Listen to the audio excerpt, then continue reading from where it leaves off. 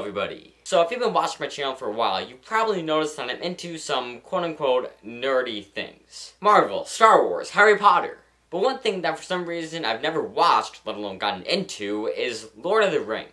Which is weird and probably surprising because I made a joke in one of my previous videos about Elsa becoming Gandalf in Frozen 2. And in Frozen 2, I mean, yeah, it was cool and all to see Elsa become Gandalf. So anyway, I found the ancient technology known as the DVDs. Oh, there they are.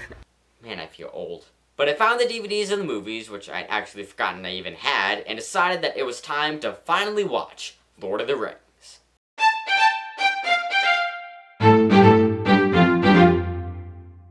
Okay, so this is going to be a 3-part series where each video will be about one movie in the trilogy. And I'm only doing the original trilogy of movies, not any of the Hobbit movies, although I might end up doing those at some point. Anyway, today I will be talking about The Fellowship of the Ring.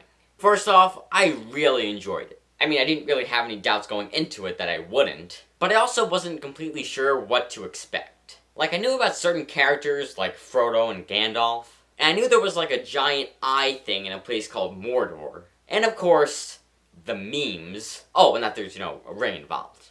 Shocker. However, I really didn't know how they were all connected or what the story really was. So I was mostly going into this not really knowing what to expect. And I actually do have one problem with the movie, but we'll get back to that later. But for now, I want to say that I think this movie did a very good job in getting you to understand the world that this takes place in and the premise of the movies. There were 19 rings made, given quite unevenly to 3 groups: the elves, the dwarves, and men. But then Sauron, our villain, made one ring that would rule them all. However, during a battle, the son of the king killed him, and took the ring. But the ring, being made of evil, made everybody fight over it. Then Gollum found it and had it for like 500 years. And then Bilbo Baggins got it, and he had it for 60 years, and that's where our story starts. Gandalf comes to the Shire for Bilbo's birthday, and he and Frodo talk about how the last time he came, in The Hobbit, he really shook up the place. Which I have to say did get me excited to watch The Hobbit, so I'll have to do that at some point, so stay tuned.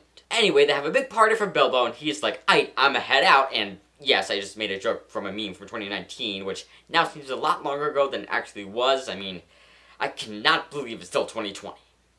Anyway, Bilbo decides that he's had enough of this boring Shire life, and he wants to go off on another adventure again, like he did in The Hobbit, which I definitely have to watch at some point. So he leaves the Shire and goes to Rivendell, leaving the ring with Frodo. Then Gandalf finds out that Sauron is still alive and he's looking for the ring, so they need to find a way to destroy the ring.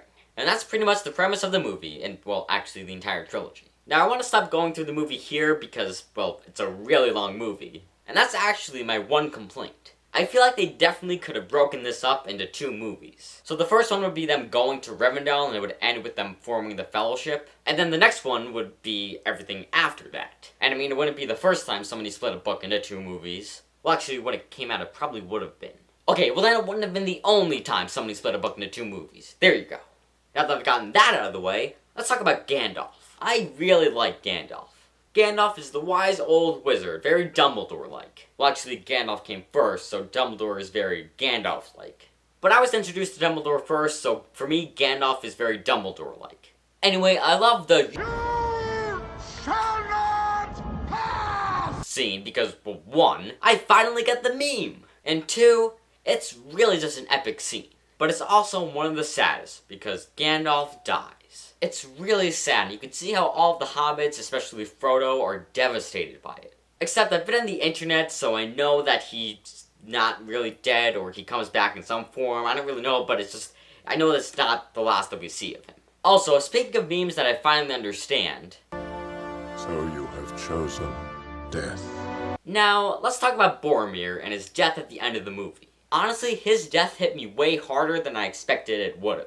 Like, I really didn't like him for most of the movie, but he redeemed himself and his death was actually really emotional. Although most of that emotion probably came from the best character in Lord of the Rings, maybe only surpassed by Gandalf, Aragorn. Aragorn is so cool. And honestly, I do not know why he doesn't go with Frodo at the end of the movie and why it's just Sam. Because he really didn't seem like he would be corrupted by the ring, so I don't really get it. I feel like he should have gone with them. I mean, at least he could protect them. Like, what are they gonna do? They've proven time and time again that they can't fight, they need protection. But I do have to say, at least Pippin and Merry didn't go with them. Yeah, Pippin and Merry are just the worst. but they're also lovable. They're like the Star-Lord of Lord of the Rings, or the Star-Lord of the Rings. You know how everybody loves Star-Lord, but they also get mad at him for what he did in Infinity War? That's pretty much Pippin and Merry, except for like the whole movie and probably the whole trilogy, although I haven't watched it all yet. And lastly, I want to talk about the ring. I honestly, going into this, didn't realize that the ring was going to be evil. I thought that the ring was a good thing, but nope, it's not. It's so crazy how the ring, like, possesses everybody it goes near. I mean, it's really powerful. And, you know, that scene where Frodo's about to leave and he's talking to Bilbo and Bilbo sees the ring and completely freaks out is just, like, the scariest thing ever. So anyway, again, I want to say that I really enjoyed watching Lord of the Rings for the first time. I said earlier that it had a lot of similarities to Harry Potter with Gandalf and Dumbledore, but it also had a lot of similarities to Star Wars. Or, sorry, Star Wars has a lot of similarities to Lord of the Rings because Lord of the Rings books came first. But, you know, you have a teenager given an item that was previously owned by a family member, and then he leaves his boring life to go on an adventure. You have the really awesome cool guy who's good at fighting. You have the wise old mentor who dies but comes back later in some form. So yeah, I really enjoyed watching Lord of the Rings, The Fellowship of the Ring.